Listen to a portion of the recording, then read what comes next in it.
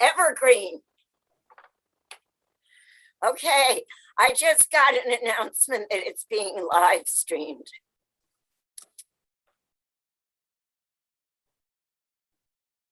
Yeah, it's in the process of happening.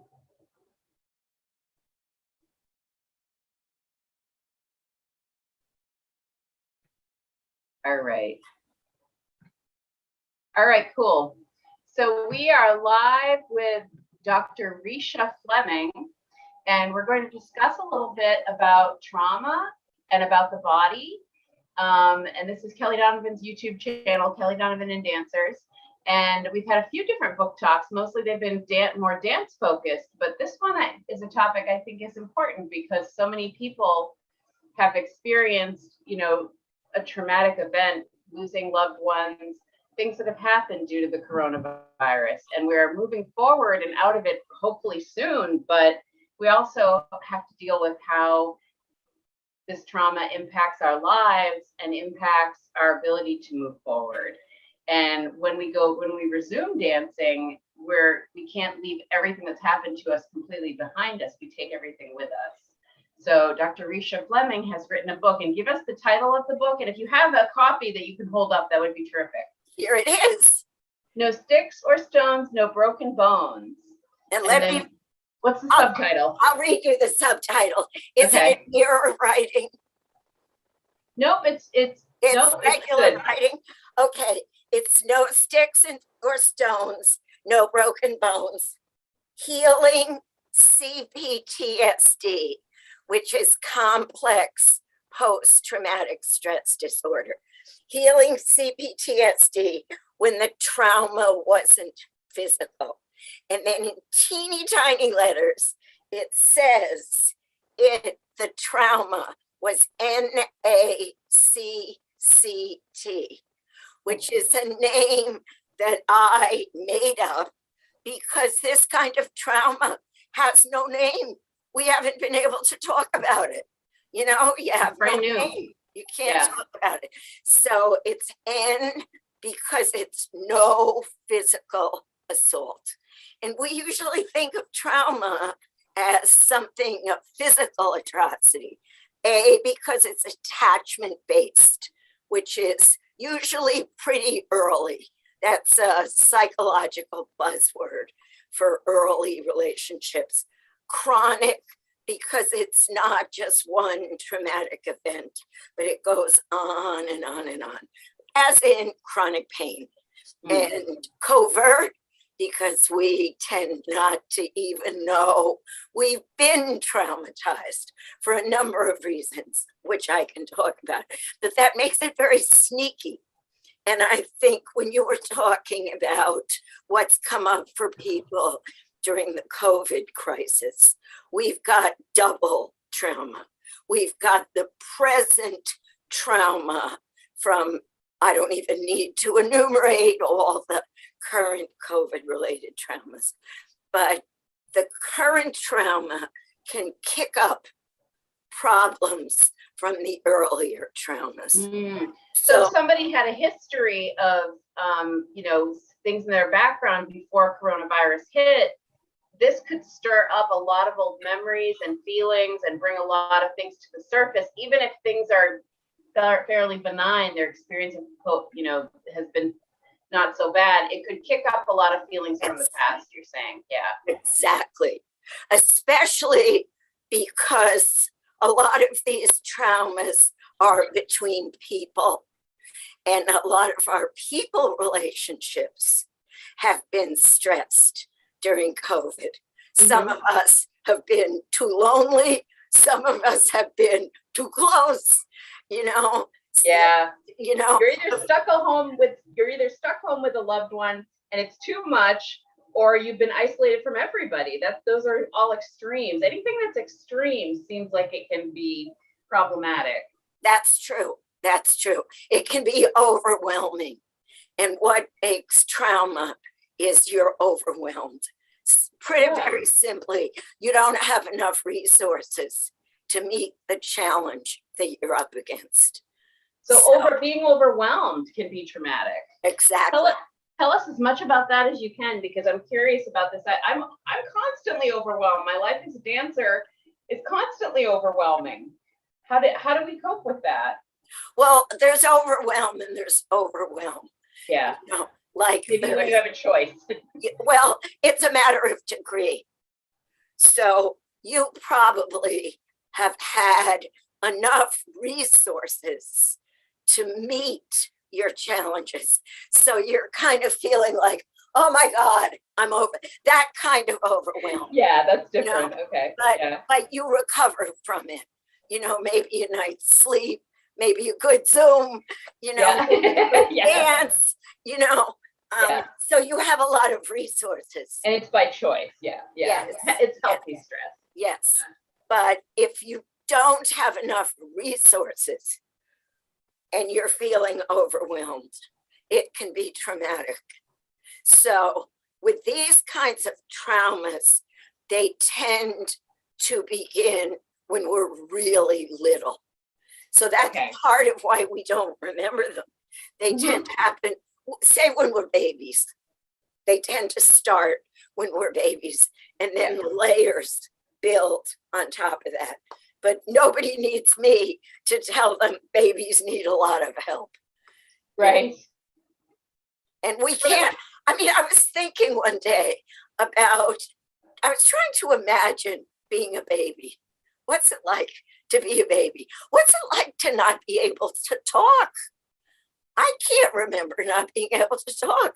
What's it like not to be able to get up and go to the refrigerator and get a little snack? You know, we can't. Very helpless. Yeah, we are totally helpless. We are totally dependent on our caregivers. So during COVID, there was a lot of that being re-stimulated, that we didn't have enough resources coming to us. Could have been people resources, could have been physical, medical resources. Those were probably the two. And supply side resources. Yeah. You know, so that it was a little scary, especially in the beginning. Yeah. It was very scary. We forget, I think, we were terrified for our lives. So and they didn't, before we sort of had this routine of wear your mask when you go out. Here's, you know, at least that's something you can do to protect yourself and others. When you can do something, it seems like you have at least the illusion of more control over your circumstances. But when there's just nothing you can do and you don't know what to do, I think that's more scary for people. Helpless. When you're helpless, you feel helpless. You're stuck. You can't get out of the situation, and there's nothing you can do to make the situation safe. Yeah. I noticed when people started making masks, they started to feel better. Yes. I think that was empowering. Yes. When you can do something, you feel empowered, I think. Exactly. So I'm curious to know a little bit about the background of, you know, this is a brand new, this chronic covert trauma is a new idea. How did you put the pieces together in the very beginning? Let's go back to sort of how you came to, I mean, I remember meeting you in the MIT libraries and you were talking about working on this book. Right. Back in I think 96. So 96. On this a long time. Yeah. How did you start putting the pieces together? Where did that come from? Okay. Here's what happened, and stop me, pull on your ear or something if I go on for too long. But I always knew that there was I was psychologically troubled. Let's put it that way. But I wasn't dysfunctional. I managed to get a Ph.D. I stayed out of jail. But I was unhappy. I was an underachiever, those kinds of things. But it was mostly the unhappiness. And I knew that my family, my parents, my nuclear family, they were nice people. you would want them for neighbors. They were good citizens. They were very responsible. I was never hit. I wasn't incested. I didn't have any of those big things. And I was working in a chronic pain treatment program where a number of people did have those big traumas. So I had trauma on the brain, but you know, trauma, PTSD was only an official diagnosis beginning in 1980. So it hasn't been around for that long. That was less than 20 years at that point. Exactly. Yeah. Exactly. And it started in America with the Vietnam vets. That was where we noticed it.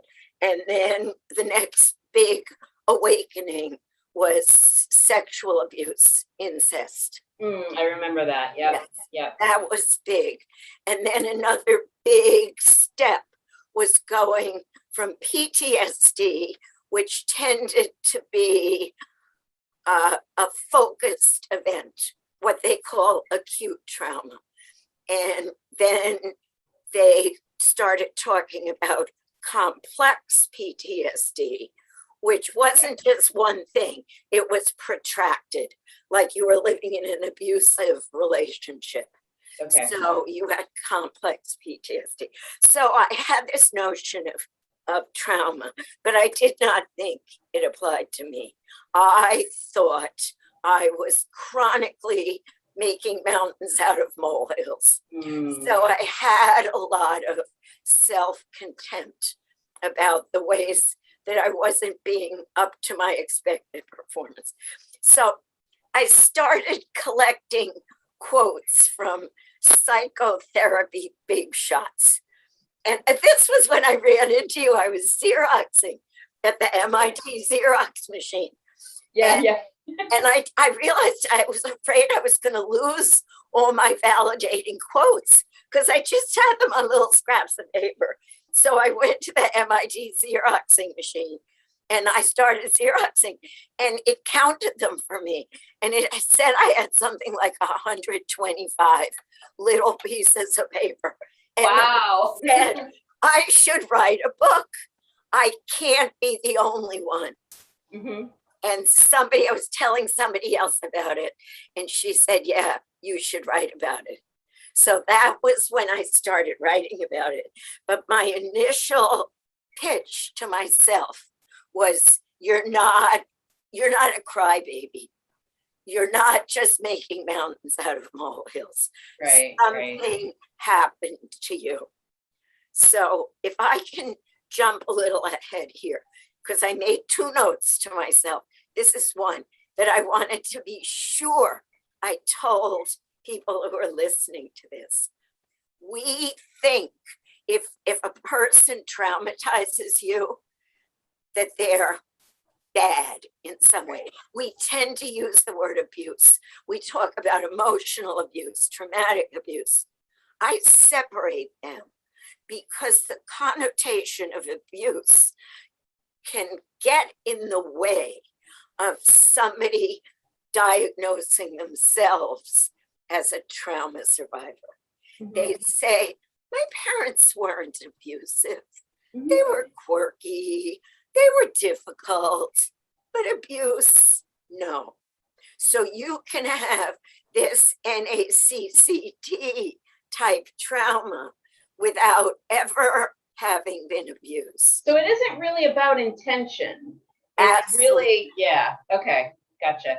Yeah. And in fact, it's tragic because often these traumas, I'm thinking of my own parents, but also a lot of my friends, a lot of my clients, it's clear their parents were not abusive people.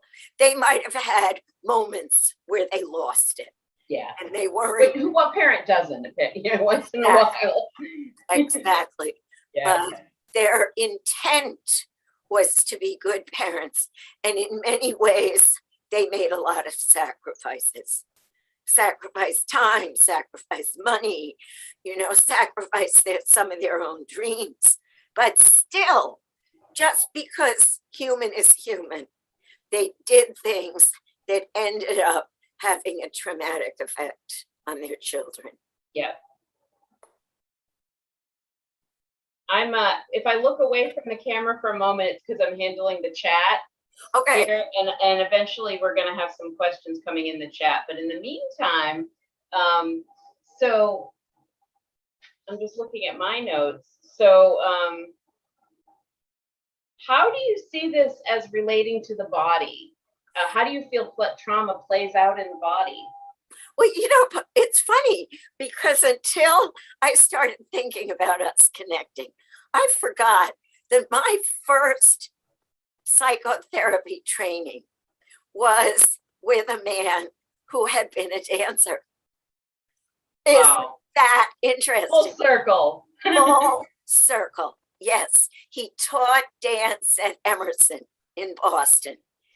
And the story went that he was doing some improv dancing and they were expressing feelings. And he had some people were expressing the feeling of anger, but they were by themselves. They were just dancing by themselves. Wasn't interactive. And this is apocryphal, but it makes a good story. And he got the idea of having somebody go opposite the dancer and respond to the dancer's movements. So if the dancer punched, he called them accommodators, the accommodator would flinch or scream, "Ow, don't hurt me." And that was how he started the kind of training that I did. It was very body-based and very interactive. So I forget, the body. So my training, it's funny, I wanted to talk to you about this in here because our initial exercises, I'm sure, were dance exercises, just getting in touch with our bodies. What impulse does your body want to make now? And then we were doing therapy, so we would have hugging gestures. How does your body want to respond when it sees, I want to sit back so you can see, when it seems arms reaching out to hold you, versus how does your body respond when you see it's closed off? So my early training was very body-based. So we were always checking in, how does my body feel inside this interaction? And then I started working with people with chronic pain. And that was when we met, when I had that chronic pain. What pain? Yeah, I had this mysterious injury back in the mid-90s. Nobody could quite diagnose it. I think if I had gotten a good PT, I would have gotten out of it a lot sooner. But I was very upset because it prevented me from dancing for almost 2 years.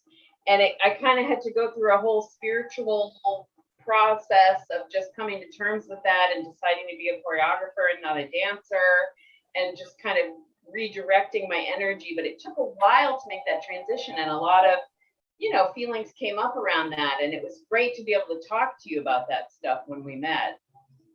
Yeah, I think we're getting more into mind body work. Yeah, there wasn't as much of that. It was just starting back then. There wasn't. No, people thought the man who started the pain unit that I was in, they thought he was crazy. Yeah. If he hadn't been a big shot neurologist at the Mass General Hospital, they would have just blown him off the planet. But he said, I'm doing the same. People are coming back for the same back surgeries. This should not be the case. And he started bringing in the stress component. And I remember you talking about that foot and kind of how did that reshape your universe to have this body problem as a dancer? Yeah, and I had to kind of shift my thinking around, it's, to me, I think what I learned from the whole experience and that became a new coping mechanism for me was giving it meaning. I realized that I had been on this dancer roller coaster, which so many dancers are on, of running around, doing more and doing more and doing more and trying always to do more. And really, my feet literally stopped me from running around like that. And I had to find a better balance in my life. And I think giving it just that little bit of meaning shifted it from just pain to an experience of growth.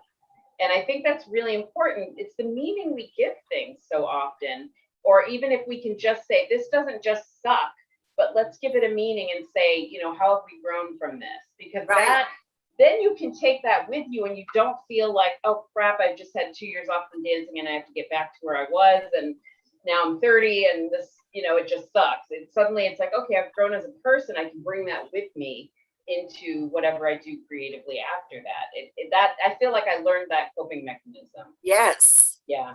I have two responses to what you said. First, I think it's very striking. You know, my doctorate is not in psychology, it's in English literature. So we're always picking up language. And I noticed you talking about your foot, and then you were saying that your foot was stopping you from running around so much. Yeah. I think that's so interesting that you were running around, the whole foot metaphor piece. Yeah. Yeah. And the other thing that I'm wondering, since your career did not stop, right, and now you are dancing, yeah, is how did that happen? Because it didn't sideline you forever. Yeah. It, you know, it really came down to the process of accepting what is. And I think this also applies to coronavirus and what we've been dealing with. You know, so often we look at a situation and we say we want it to be different. We want it to be something else. We don't like this. It's a problem. That doesn't really serve us. I think, you know, with the foot problem, I had to say, all right. And actually, I ran into a dance colleague, Nikki Hawkins, who used to be a choreographer in Boston. And she said, well, maybe if you can just accept it. And I was so mad at her for like a month for saying that to me. I was just like, what does that help me? But it did help me because it made me say, all right, let me focus on what I can do. I can be a choreographer. I can pull movement out of dancers. I can help take, you know, give them images and ideas and see what movement we can come to using their bodies. And now that's one of the skills that I'm best at. I'm really good choreographing work on other people. I'm going to launch a project where I'm helping people create their own signature solos and pull that out of people. So that's something I'm going to launch next year because it's a skill that I have now because so many years of doing that. And I think, you know, it made me sort of say, all right, let's accept what is and now focus on what I can do. And what I can do is I can choreograph using other people's bodies. And now I can use my own a bit more because I've gotten the PT that I needed. But, you know, I can focus on what it is that's possible in the moment. And then as you do that, what is possible, I think, has a way of expanding. Yes, yeah. Absolutely. That is so, just the way you put that, it expands. We're either contracting or expanding. Yeah, we never stay in one place. It's true. If you try, I mean, there's a moment of switch. There are moments of pause. There are moments of silence. But the overall movement is either expanding, growing, or shrinking. Yeah. Collapsing. Yeah. And for a while in the beginning, I did kind of shrink and collapse. I sort of stopped. You know, my whole community was around dance. So that was really hard to not have to lose all those ties, because if you're a dancer and you're not dancing, you don't see your dance friends. You don't see the people that you had these interactions with. And if your only connection is dancing and you're no longer dancing, it can be very isolating. So as far as this coronavirus, I feel like I've been there before. When a dancer has an injury and you're out of, you know, you lose a lot because you lose your community, you lose your, you know, not to mention you lose the I'm trying to think of what it's anyway, you know, the sense of being physical and the enjoyment of that too, and you lose your connections with people because it's so interactive. Right. You lose, in a way, you lose your connection with yourself. Yes. Because we're bodies. Even those of us who are not professional dancers, we all live in our bodies. And it was interesting. The first thing that happened with the coronavirus is everybody was doing Zoom dance classes at home. I mean, we got right into the body stuff immediately. That seemed to be what everybody was talking about, was get on a Zoom class, take a Zoom class, move your body. That just seemed to be, you know, after we finally got toilet paper then it's like, okay, we got to move, we got to dance, we got to, get back to it. And over Zoom, it seemed to be immediate. That's interesting that it wasn't just stay in your home studio and relate to your body, but you wanted to relate to your body with other people who were relating to their bodies, and you were relating to each other's bodies over Zoom. So much of our relating is physical, is body. Yeah. We think it's not, especially those of us who are educated.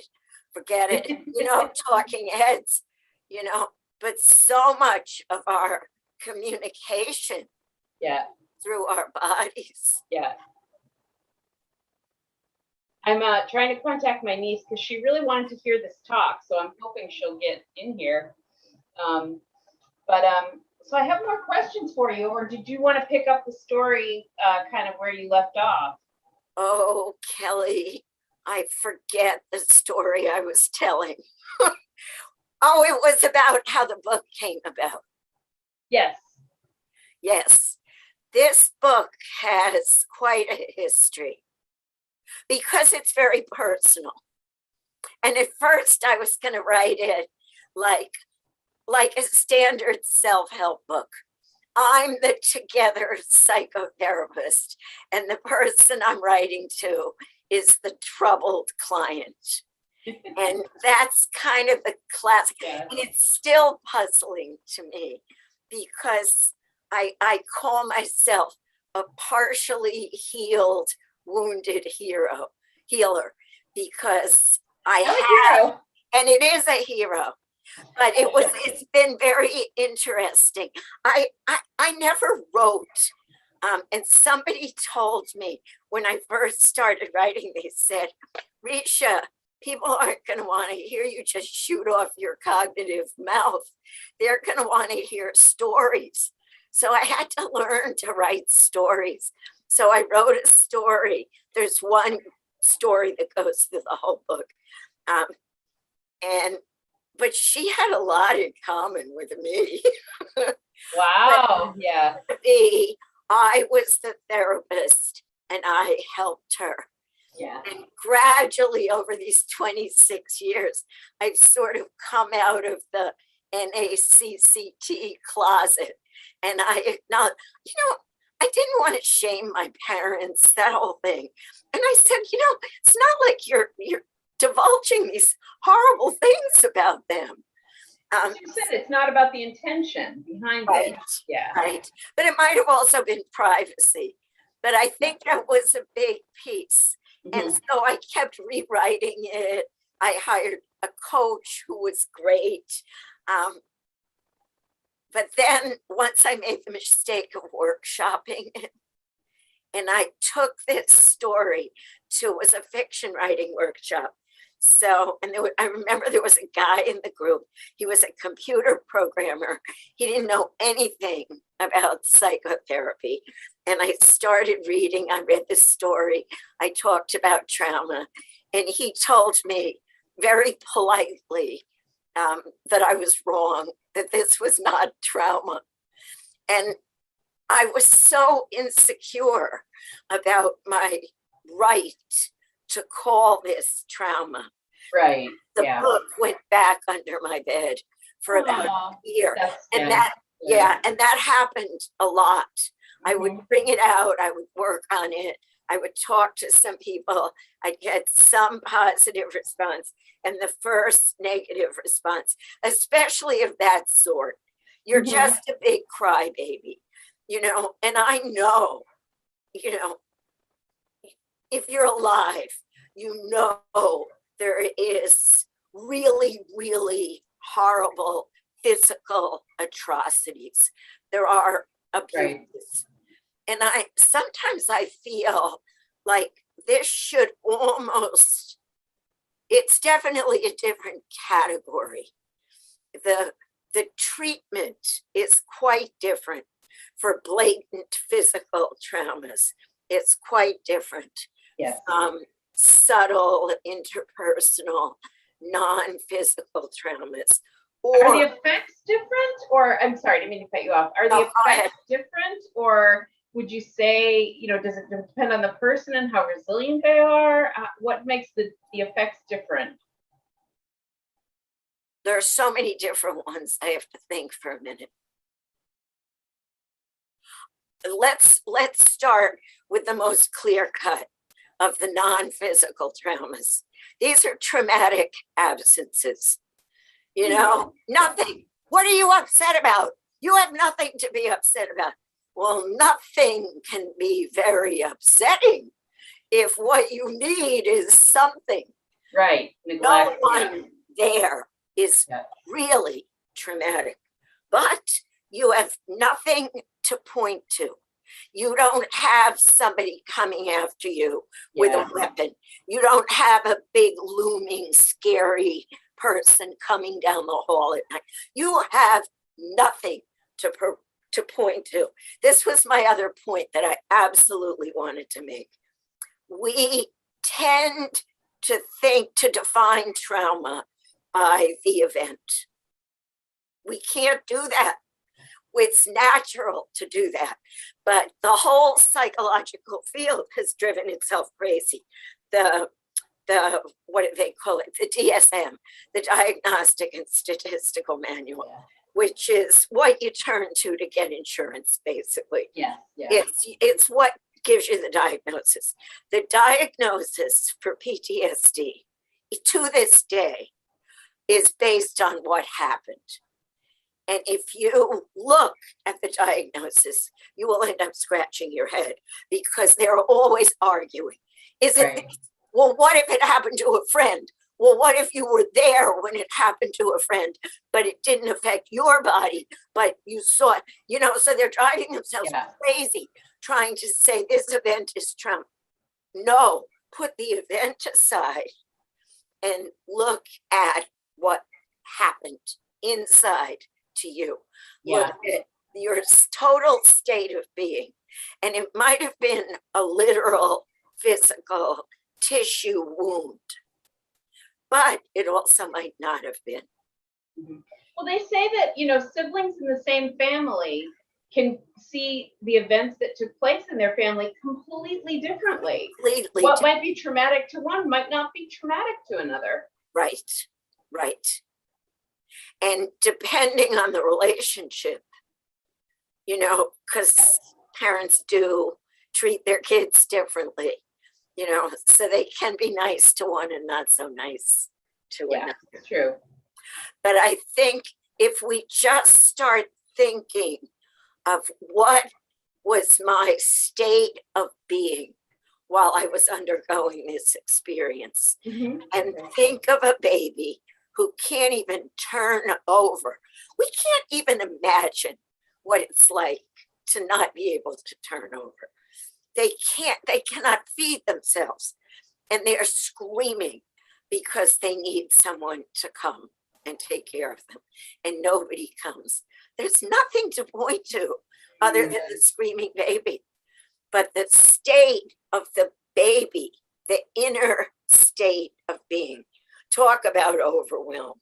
You know, they turn purple, they lose their breath, they get physically sick, they can throw up, you know, they can go into horrible physical states with nothing happening out here, nothing that you can point to. You could say, well, nobody came, but they're not being shaken, they're not being hit, you know. So I think that's the clearest case that we have where we go, right, nothing happened and it was totally traumatic because they needed something. The absence, So then we turn the clock forward a little bit and we find this may be a kid who's very abandonment sensitive, doesn't like it much when the parents go off and leave him with the babysitter. So we see a few meltdowns there. We see these little outcroppings as time goes on. But we don't ever quite say it's because they have a trauma history. Because their parents, I'm gonna give you another example, sort Okay. of refining this one a little, which because you're in the body business, you might know about, what do they call it? Tactile defensiveness. Does that ring a bell? Is that people that don't like other people touching them? My mom is kind of like that. She said, you know, I like hugging my children, but I don't like other people to touch me, Yes. you know? And I notice when I'm on the subway, I don't like having people next to me. I think it's somewhat hereditary in some ways. I don't know. Yeah. Well, I know a lot about this. It's one of my specialties because I have sensory processing disorder, and tactile defensiveness is a subcategory of sensory processing disorder. It's quite common, and they discovered it with little boys in grammar school, you know, like 8, 9 years old, and they'd be standing in line, and one little boy would punch another little boy playfully, or Yeah. bump up against another little boy. Yeah. And the little boy who was bumped up against would punch the other kid. And the punching kid would come to be labeled explosive, some kind of personality disorder. Yeah. You know, they thought it was psychological and that he had an aggression problem. And gradually, it was occupational therapists who really broke ground on this. And what they found was that these kids did not have the mental capacity to process touch. And because they couldn't process it, it read as a threat to them. The very fact that they couldn't handle it. You know how you can get overwhelmed, like signals, if you're on the phone and you're trying to hear what somebody's saying and you can't make it out because it's a bad connection. It registers as danger. So that's what was happening with these little boys, that their tactile defensiveness was making them read these friendly or accidental bumps as threatening attacks, and they were protecting themselves. So they set about to teach these kids how to process touch. And once they learned how to handle touch, no more problem. They could get in there and, you know how boys do those friendly. Yeah, it's how boys connect at that age. Right. They could do buddy punches with the best of them. So a lot of moms, it's most tragic if it's moms, because they love their kids, but they can't do all the natural, physical, comforting and soothing and affection for their kids. I think my mom had some of it. She was spooky, like in church, you know how they hug each other, they shake hands and hug each other. She didn't care for that. Yeah. And when I went to massage school, a lot of people confessed to me that, no thanks, I don't want a free massage because I don't like it when people touch me. Wow. Yeah, you have this whole other body background in massage therapy, I noticed in the list of things that you've done. Right. I started off in my head in graduate school in English, head and heart. Then I became a psychotherapist, but I was working with bodies. And as I just recalled, my training was very body-based, and it was with a dancer. So, and then I worked for 20 years with chronic pain. And it would be very interesting. Sometimes a PT would come to my group, or we'd compare notes about a patient, and we'd discover, in one case, a patient was working on dramatizations of reaching out for help and having, let me get back, he was working on reaching like this, reaching up. And his PT said his physical problems were like frozen shoulder type problems. So we would often see, it was like a body poetry. Wow. what people's physical problems were overlapped in some way with the gestures involved with their psychological issues. It's almost like what they couldn't ask for, their body would then play out until they got it resolved.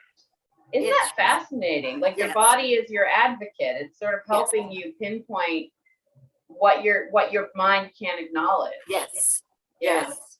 Wow. And I would be interested, because I think in some ways what we were doing with these role plays with the pain patients had a lot in common with dance, because we were trying to find a healing story that involved movement. It wasn't called dance. It was just called story, but it was acting out a story. So the good mother would hug the patient.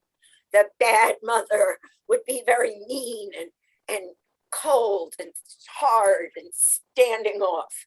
So we were acting out with words, but also with movement, some of the distress, and then trying to find other stories that would relieve the distress.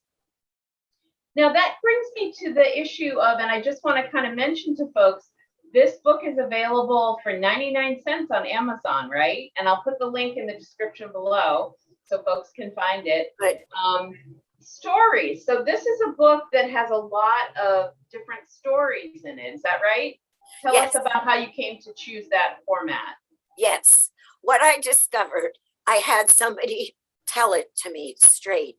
Ricia, you can't just shoot off your mouth like an academic. People don't like that. They like stories.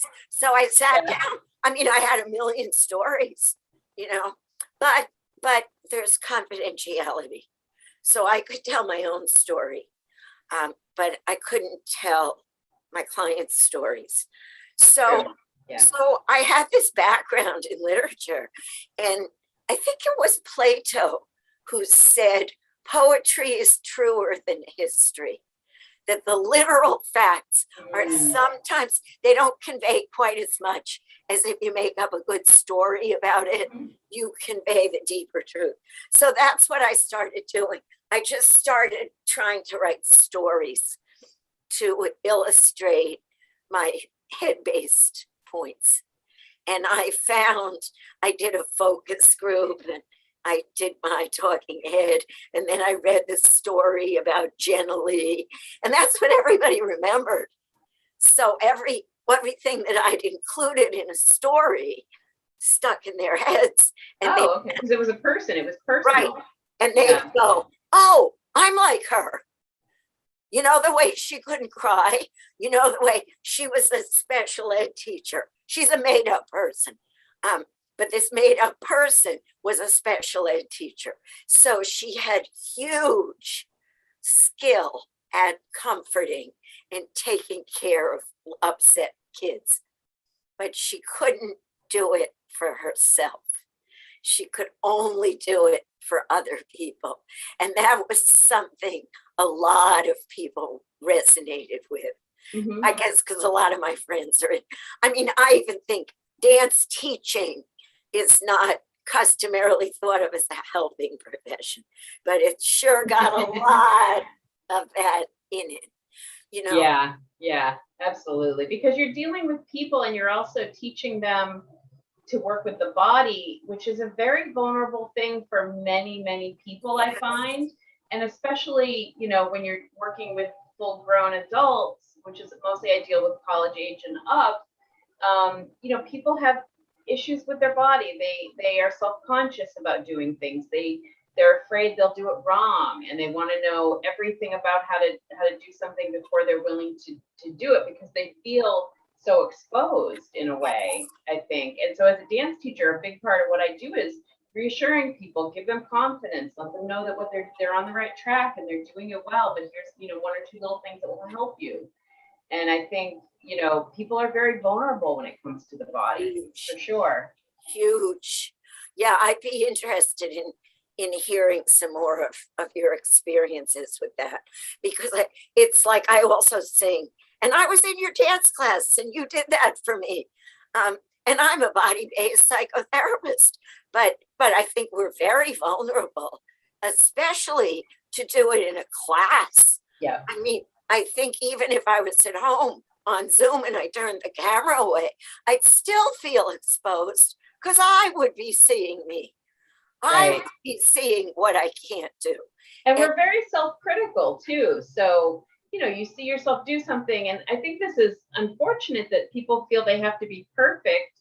They don't always give themselves the opportunity to just be a student and learn. And you know, you see a dancer who's trained for 20 years and they're brilliant. You think you have to be there the first day. And people are just so hard on themselves. You know, there's all different levels of dancing. And I think people are often very self-critical. They're not, that they don't feel they measure up and they don't want to try. And it's really not about how you look to the outside world. It's about your experience that you're having within yourself. Yeah, I think by the time we get to adulthood, we've had so much of this kind of trauma that we're really, you know, the metaphor that I use is the electronic fence. They call it an invisible fence. People get them for their dogs. And you can install an electrical fence around your yard, and you put a little shock collar on the dog. And they say, oh, it doesn't hurt the dog, but the dog doesn't like it. And if it goes over the fence, it gets a shock. So it learns. It never even goes near the fence. And I think it's a really terrific analogy for what happens to us, that I'm going to pick up my book again, that we have so many no sticks or stones or broken bones kinds of traumas by the time we even hit school. That we're scared we're going to draw wrong. We're scared we're going to make our letters wrong. We're scared we're going to read out loud wrong. We're scared we're going to sing wrong. You know, there's so many things we can do wrong. And those come from these early traumas, many of which we don't even remember. You know, but we tried something and maybe we were laughed at. Maybe we were even kindly laughed at, but it hurt. We got the message, I'm not so good at that. I look silly in my tutu. You know, I mean, we have so many of those experiences. I think the people who even make it to your classes are brave. Yes, absolutely. More people aren't even going to go near those classes. Yeah. We have a question. Are all of the stories based on your own life? This is a question in the chat. So folks, so you know, you can go into the chat on the YouTube channel. There's a little sidebar on the right. You can type in a question directly to Ricia and I'll read it. Are all of the stories based on your own life, they're asking? No. There's three levels of closeness. Some of them I just tell the truth about me. Usually there's two main stories with that. And both of them are stories about my coming into awareness. So they're not a lot of action stories. Then there's the in-between story about Jenna Lee, who I realized she goes through the whole book.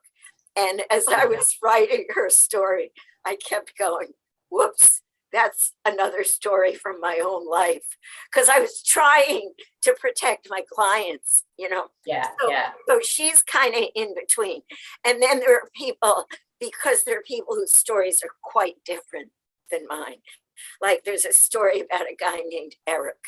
And Eric is an achievement. He calls himself an achievement robot, you know. And I'm not an achievement robot. I can miss all kinds of, but he was driven to any opportunity to achieve, he had to go to.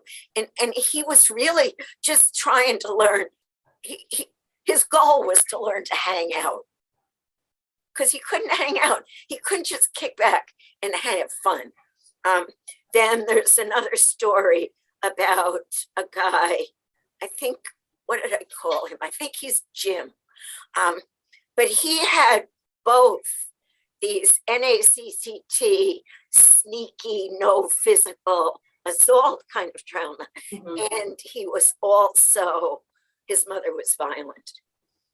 And so I tell his story because I think it's important for people to know that these two kinds of traumas can happen together.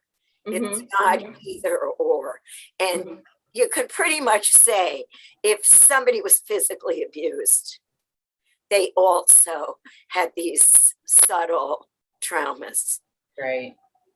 But so what can, oh, go ahead. Let me make this point, because if somebody's here, what can happen with people like that? They know there's trauma in their history and they might be in treatment for it, but they might downplay the interpersonal, intangible, naCCT type trauma, because by comparison, it's not such a big deal. So my parents weren't too responsive to me. Get over it. So the big blatant traumas can overshadow the more subtle ones. Yeah. So you're dealing with, happens in therapy a lot, that no therapist is going to come after you with a machete, you know, but often therapists inadvertently trigger their clients with these subtle things because they're so subtle.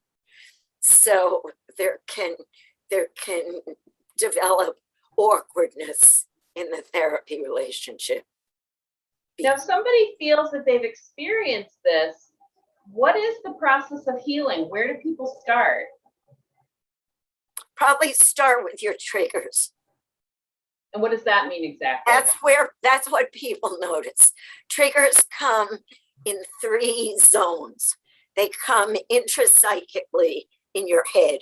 You know, you have bad thoughts, you have yucky feelings, you know, why is she looking at me that way? Why am I such a loser? Those kinds of things you were mentioning. Why am I so clumsy? Why can't I do a split? What's wrong with me? You know, those kinds of things. Then they come in the people world. I call these people triggers, where people look at you funny, or they fail to look at you all, or you share something with someone and they one-up you. You know, there's a million of these interpersonal awkwardnesses. And I think we often tell ourselves it's nothing, get over it. But it's very likely that they're triggers, that they've got a taproot going down to early stuff. And the other zone where we notice it is our physical bodies, our state of being. So it could be something quite literal, like chronic pain, but it also can be mood disorders, a whole state of being where you find yourself, let me think of a comment. You share something you're excited about and you're hoping for a sympathetic joy response, but you don't get it. Maybe you get nothing. Maybe somebody tells you that was nothing. Let me tell you what my brother did. You know, right. You get, people do that all the time. Sure, yeah. Right? Yeah, yeah. But you're hoping, you go to this person with this innocent enthusiasm and you want them to be happy for you, and it doesn't happen. Watch what happens after that. With your body, you mean? Yes. Okay. Yes. You watch your body. You might feel aggression come up. You might feel collapse. You might just notice you start to get depressed. Depression is a body experience, you know, it's hormonal. You might just notice that you start to give up. It might spread to your thinking. So your body is depressed and your thinking is kind of depressed too. And your energy level is low. I don't want to hypnotize you into this bad state. You also might notice you start to get anxious. Okay. Yeah, anxiety is big these days. I'm hearing a lot about anxiety. Do you think that people get triggered and that's what makes them anxious? Does that come from triggers? Yes. Yes. Not one-to-one, but anxiety. See, the thing, you know, sometimes it happens to me. I have so many things I want to say that I get speechless because I can't pick which one. You asked about anxiety. What was, do you remember your question? Oh, about if it's caused by triggers.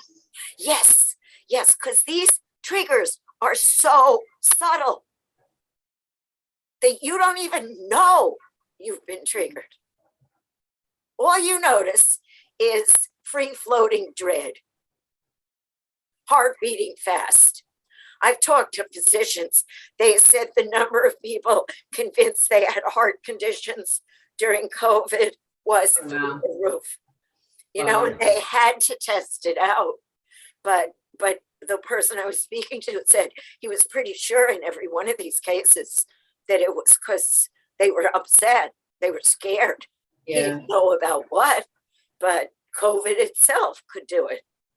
But often there's something triggering you, but you don't notice the trigger.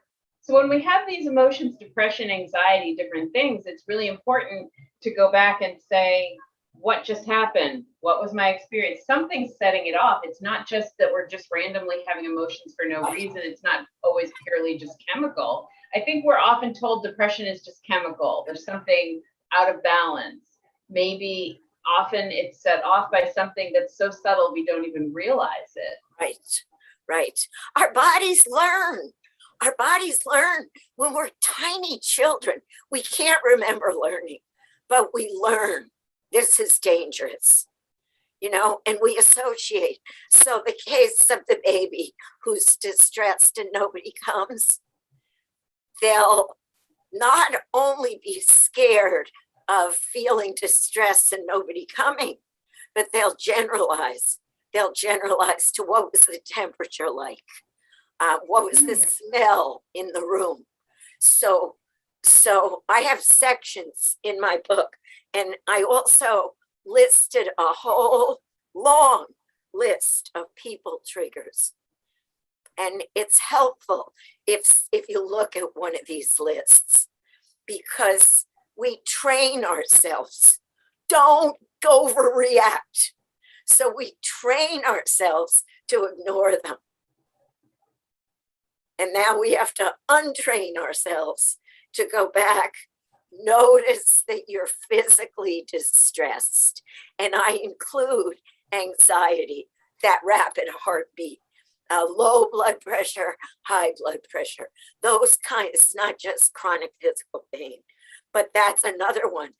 When I worked at the pain unit, people's pain level would go up and down radically, depending on what they were thinking about, what had happened to them with often, you know, their parent surrogate, their doctor or nurse. You know, people were always getting triggered by unfortunate exchanges with medical people. People were getting triggered by being in a hospital where anybody could come down that room at any time of day or night and walk into their room. You can imagine how triggering this is. Oh, yeah. We train ourselves to ignore it. No, don't ignore it. Take it out, put it in the center of your attention. If you do any mindfulness meditation, do a little meditation. I call it the magic of Just sit with it. What happened to me today? Have I ever felt like this before? What happened to me yesterday? It can be really subtle. You can overhear somebody on a bus, say something to someone else, and it can remind you of something somebody said to you, and you will not be aware of it. But it can set off anxiety and depression big time. Wow. That's how subtle these things are. And can these triggers ever be resolved in that if you become more aware, can you ever get to the point where they don't, where you're not triggered by those things anymore? Kelly, that's the perfect question to ask a therapist. Yes. Yes, there is hope. There is hope because we've learned these things are dangerous. So I call them doomsday signals. And this actually happened. I was doing a group, 10th floor of an urban hospital, and the fire alarm went off. And these are people on gurneys, in wheelchairs, on walkers. The evacuation would have been giving me a chill, a nightmare. People were terrified.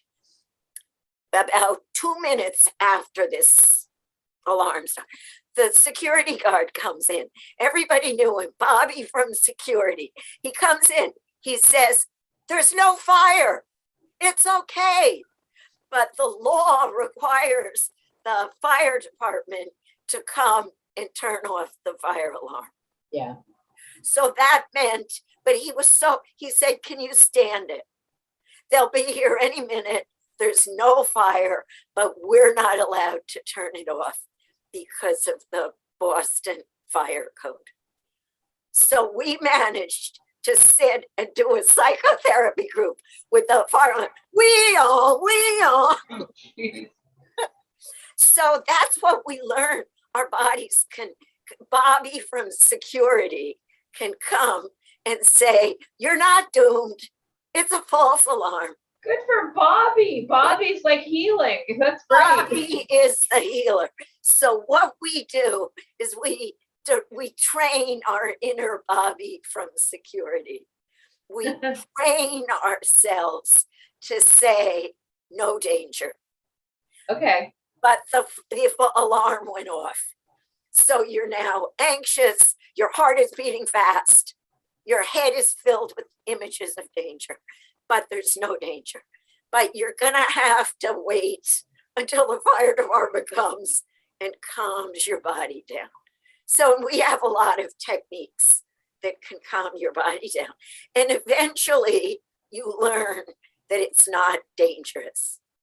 So you might still have a memory, but you deactivate the trigger. Wow. Just by telling yourself it's okay, it's not an emergency, everything, this isn't going to hurt me, I'm not in danger. Wow. That's amazing. You program it as an automatic response and then you can sort of unprogram yourself.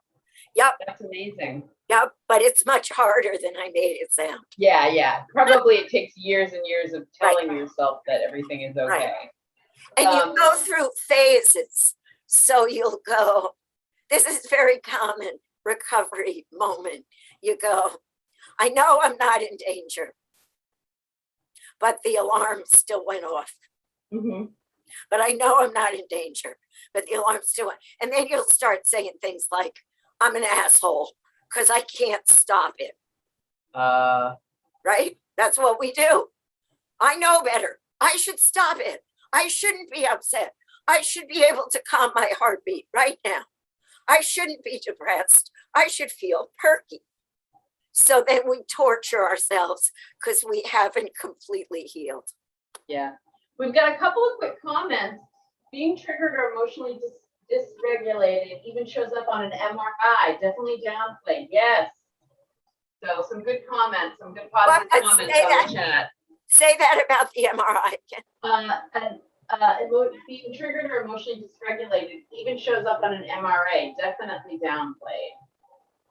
Comma. Yeah. That is very interesting. And we give ourselves the safety we didn't get as kids. Yes. Yes. Yeah. So we're gonna wrap things up, but any last words about the book itself, how people can get it? What do you want people to know about it? I want you, this is what it looks like. it's on sale really cheap because I want people to buy it. I want to spread the word. If you can relate to this at all, start talking about it. Even the big clunky name, naCCT. So if you could buy it, and here's the other thing, I never did reviews, but what I've learned is it's a really good way to build community. So if you can stand to buy the book, then go. Amazon takes a book seriously when it gets 100 5-star reviews. So that's what I'm rooting for. 100 5-star reviews. So just spread the word out there. And so it's 99 cents. It's essentially 99 free. cents. Can't be it. It's a bargain. Hundreds of words, thousands of words. How many pages altogether?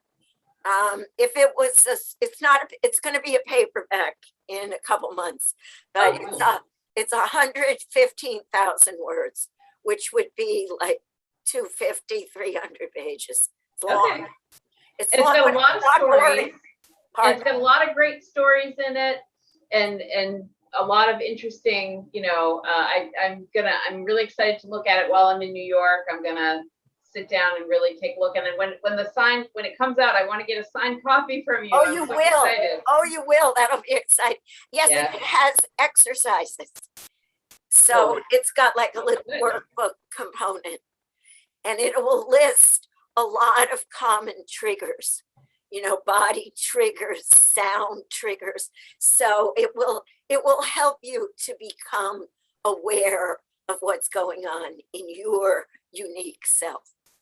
That's great. Thank you so much for telling us about this, and the relationship to this YouTube channel, which is all about dance.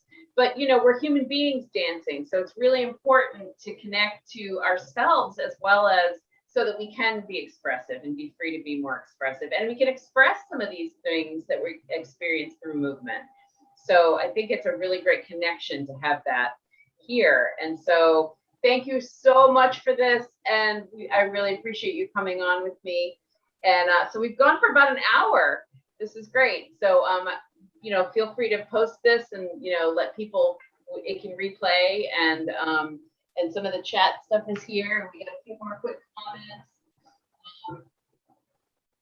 My therapist tells me not to should myself to death. That's excellent.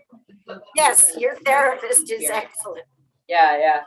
So thanks for joining us on the chat, and thanks for joining us tonight, and thank you, Ricia, for doing this. I'm so excited to bring this other book talk into our channel today. Well, so have a wonderful evening, and I'm just going to go ahead and stop the live